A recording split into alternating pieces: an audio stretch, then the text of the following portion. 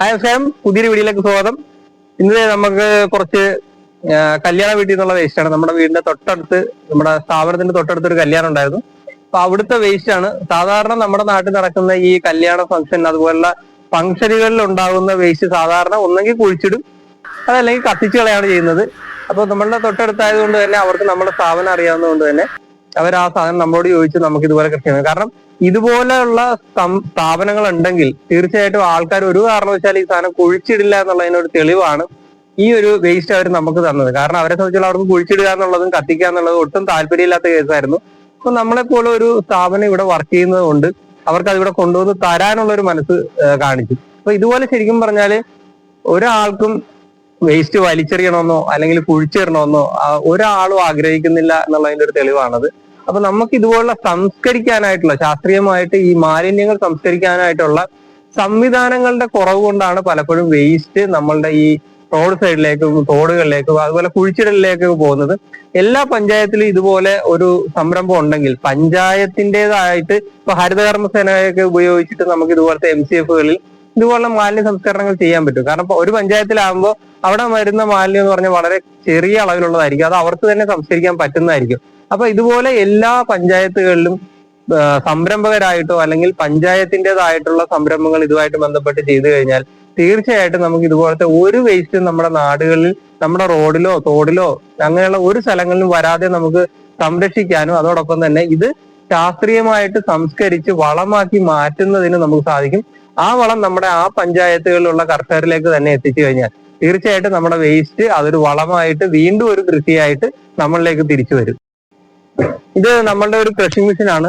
നമുക്ക് ഈ crushing machine കൊണ്ടുള്ള ഏറ്റവും വലിയ ഗുണം എന്ന് പറഞ്ഞാൽ നിങ്ങളിപ്പോ കാണുന്നതാണ്. കാരണം നമ്മളുടെ ഈ കല്യാണ വീടുകളിലൊക്കെ പറഞ്ഞാൽ ഏറ്റവും കൂടുതൽ ഇലയിലാണ് നമ്മൾ സദ്യ കൊടുക്കുന്നത്. അതുപോലെ തന്നെ അത് പേപ്പറിലായിരിക്കും, അത് പേപ്പർ ഇട്ടിട്ട് അതിന്റെ പുറത്തായിരിക്കും ഇല ഇട്ട് വിളമ്പുന്നത്. അപ്പൊ പേപ്പറും ഇലയും ഒക്കെ നമുക്ക് ഇതുപോലെ സംസ്കരിക്കാനായിട്ട് ഭയങ്കര ബുദ്ധിമുട്ടുള്ള ഒരു കേസാണ്. അപ്പൊ അവിടെ ശരിക്കും പറഞ്ഞാൽ നമ്മളുടെ ഈ ഒരു ക്രഷിംഗ് മെഷീന്റെ ഒരു ഗുണം എന്ന് പറഞ്ഞാൽ നിങ്ങളിപ്പോ കാണുന്നതാണ്. അത് വളരെ ഈസി ആയിട്ട് ക്രഷ് ചെയ്ത് ചെറിയ പീസായിട്ട് വരും.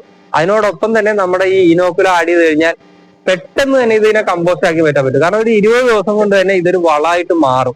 സാധാരണ നമ്മുടെ ഇലയിലുള്ള സദ്യയൊക്കെ ചെയ്ത് കഴിഞ്ഞാൽ ഇലയൊക്കെ ക്രഷ് ചെയ്ത് ഇല അല്ലാണ്ട് നമ്മൾ നോർമൽ രീതിയിൽ കമ്പോസ്റ്റ് ആയി വരാനായിട്ട് ഒരു 60-70 ദിവസങ്ങൾ എടുക്കുന്നത് ക്രഷ് ചെയ്ത് കഴിഞ്ഞാൽ നമുക്ക് വളരെ എളുപ്പത്തിൽ അതിനെ കമ്പോസ്റ്റ് ആക്കി മാറ്റാൻ പറ്റും. അതാണ് ഈ ഒരു മെഷീന്റെ ഏറ്റവും വലിയ പ്രത്യേകത.